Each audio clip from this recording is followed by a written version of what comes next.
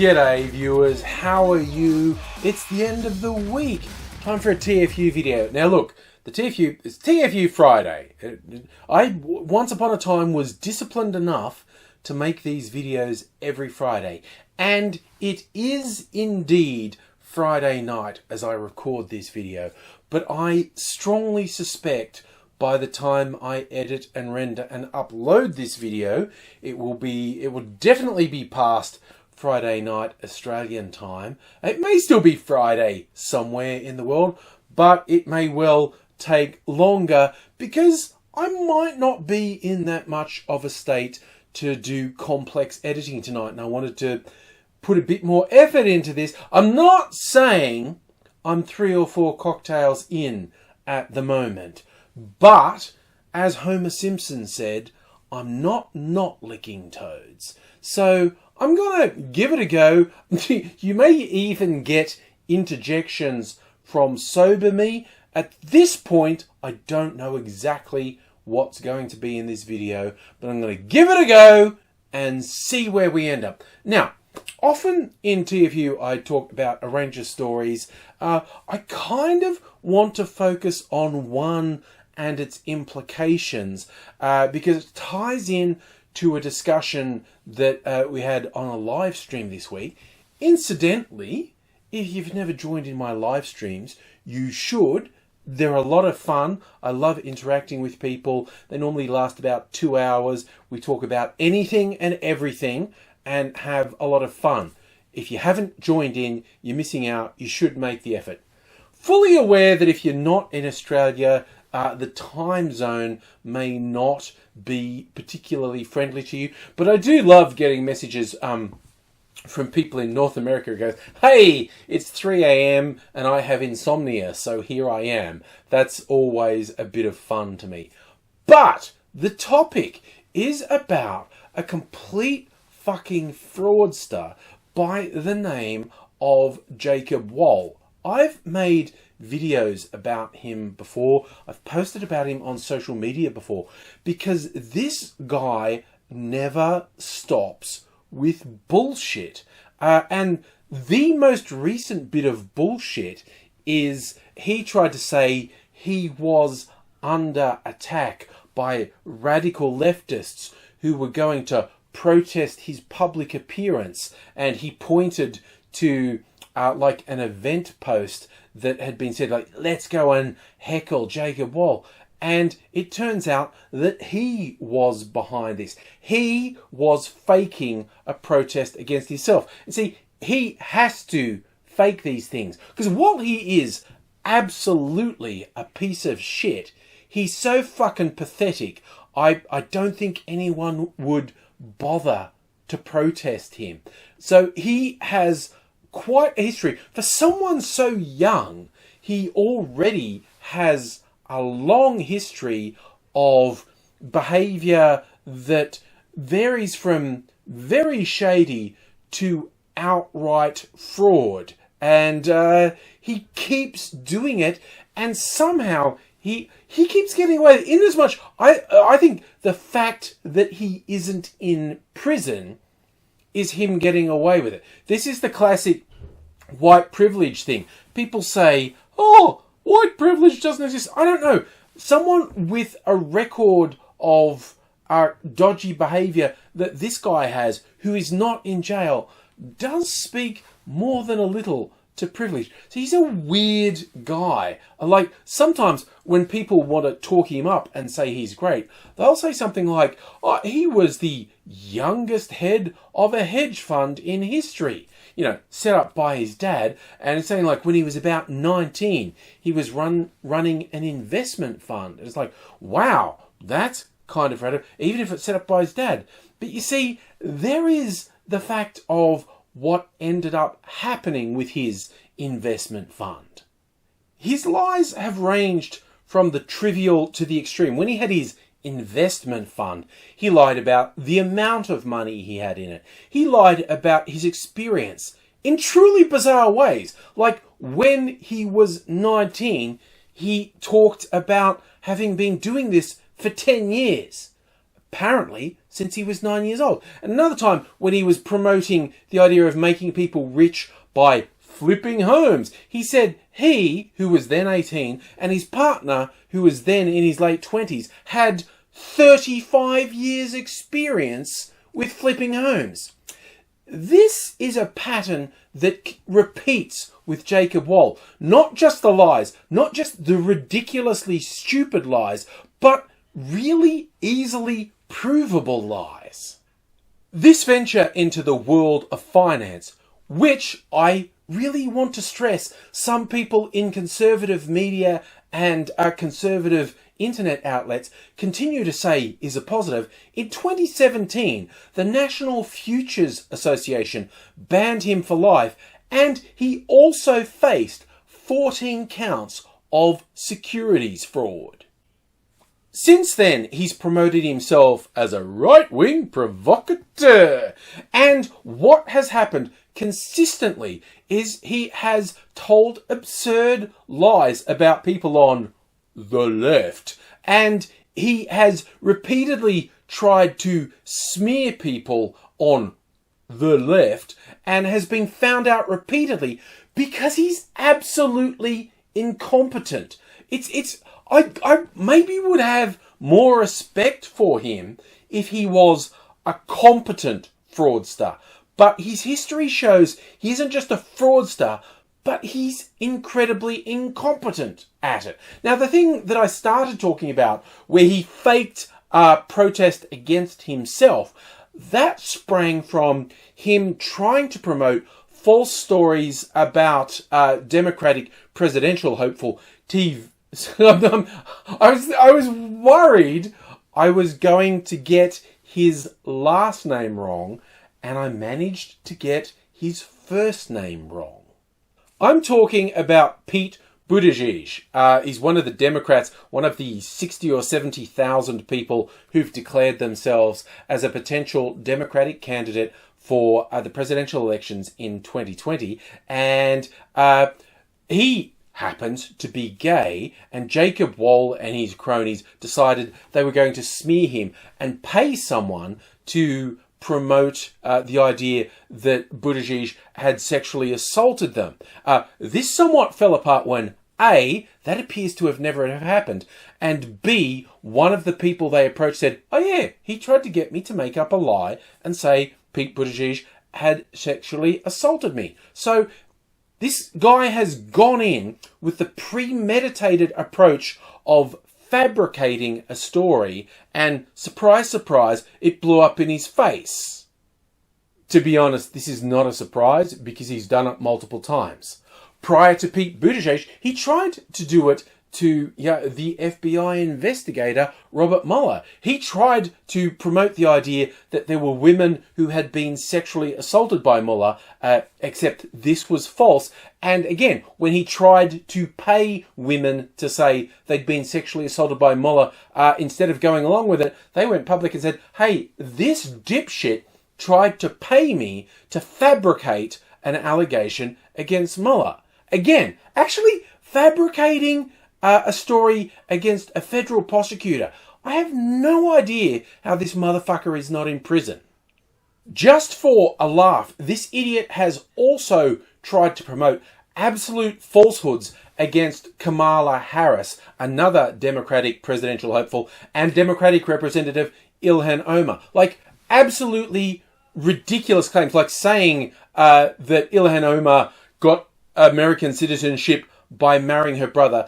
And there are some truly ridiculous videos on the internet of this idiot Wohl teaming up with white supremacist Laura Loomer trying to expose Ilhan Omar. And they seem absolutely unaware of the degree to which they are embarrassing themselves with their ridiculous bullshit. And with Kamala Harris, he went on with this ridiculous thing. She's not eligible to be president because her parents weren't naturalized US citizens when she was born in the US. Whether or not that part is true, the US Constitution is quite clear. Being born on US soil makes you a US citizen, so his ridiculous bleating is absolutely irrelevant. This is not even all of the ridiculous false claims this moron has pushed over the last couple of years. And like I said, they're completely false, and by any interpretation, a number of them are defamatory, and I have no idea why no one's prosecuted him. Maybe it's because he's white, connected, and conservative. Who knows? But the thing is, it's pretty much impossible to avoid the impression that he goes into these things knowing what he's saying is a complete lie, because there is absolutely no evidence to support what he's saying. There is no one else saying what he's saying. So it's impossible to avoid the conclusion that he's consciously creating these fabrications himself because he believes he'll never be held accountable. And based on evidence, he is actually correct. He's never been punished in any meaningful way for his litany of fucking lies. And this is why I will tie back to my live streams, because I talked about this and some other lies being spread about. And one of the participants in the live stream said, well, okay, how can I tell when something's fake news? Well, if it's got Jacon Wohl's name on it, it's a fucking lie, okay? The guy just lies.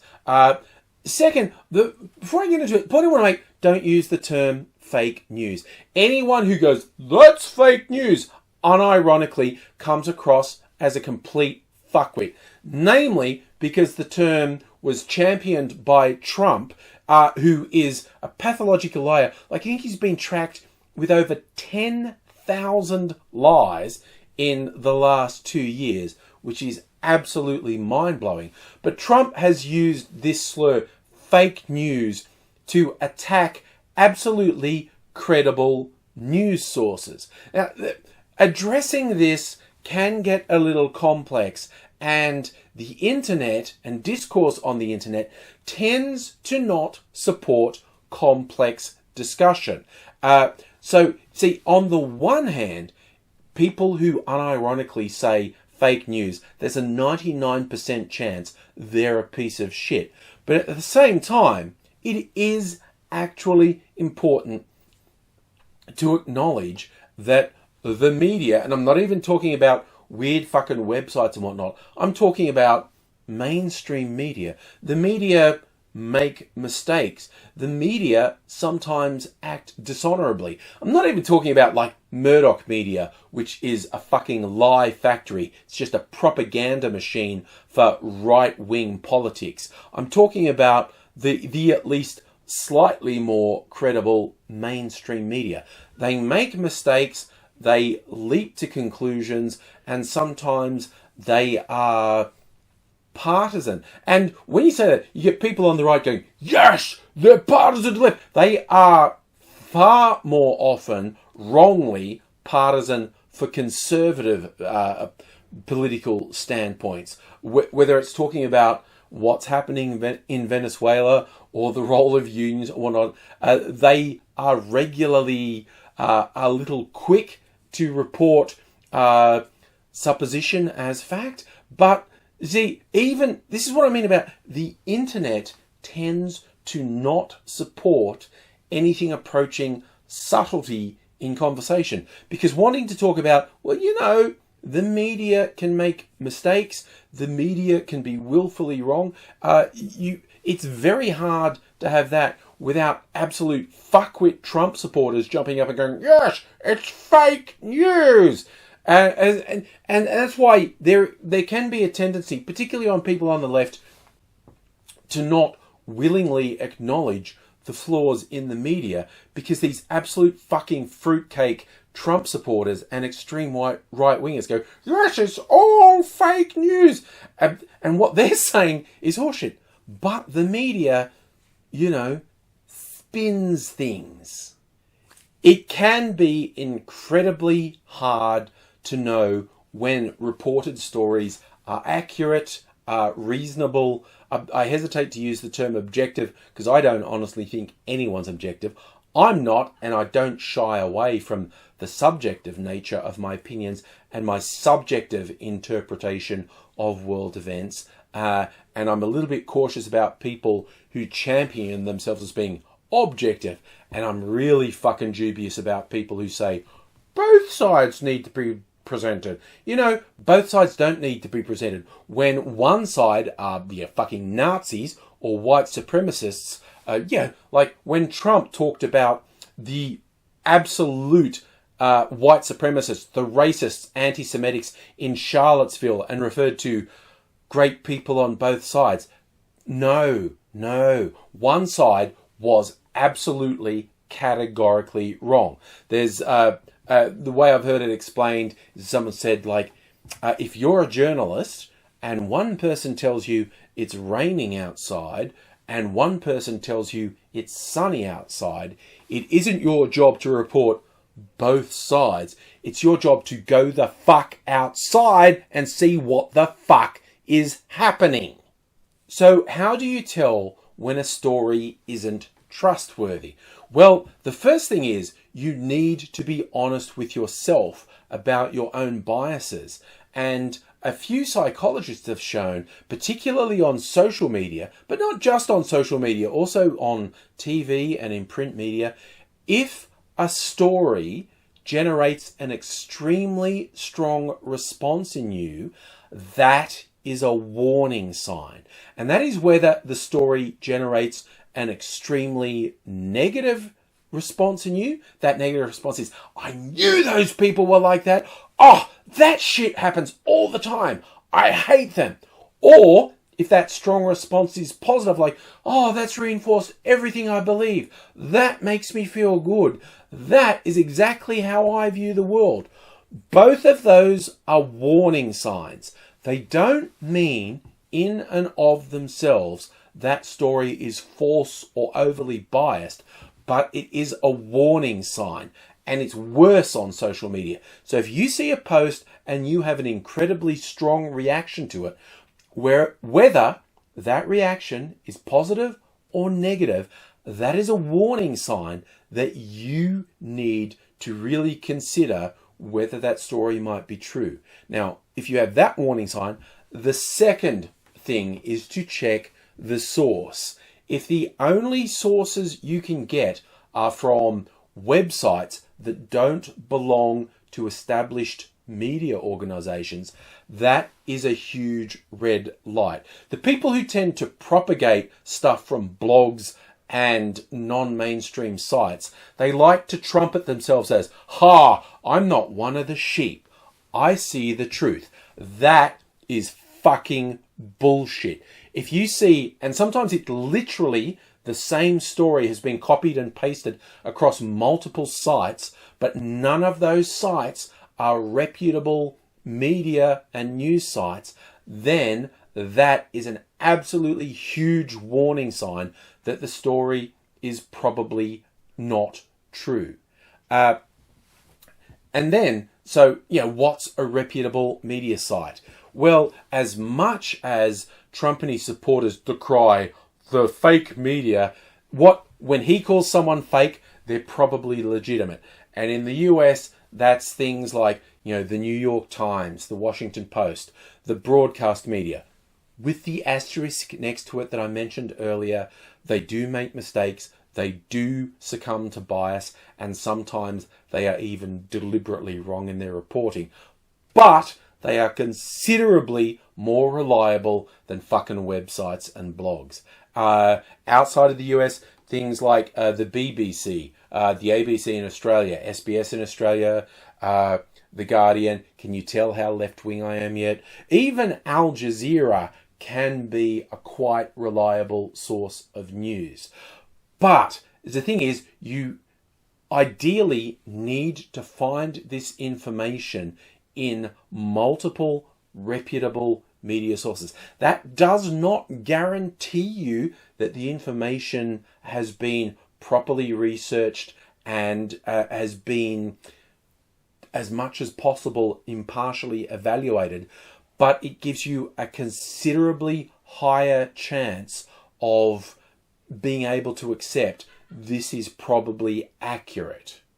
So in short, be aware of people who they might have a high profile, but they are serial liars. Second, be aware of your own biases and acknowledge that a strong reaction generated in you is actually a warning sign, not a positive sign.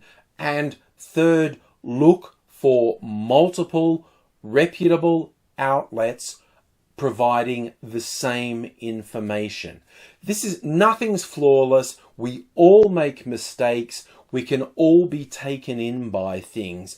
But if you try to keep your head, if you don't go with your first impulse, if you take the time to do a little bit of research into whether a story has people backing it up, then you are far less likely to be trapped into believing false stories, and these absolute fucking charlatans and shysters and fakers like Jacon Wohl are far less likely to have any influence.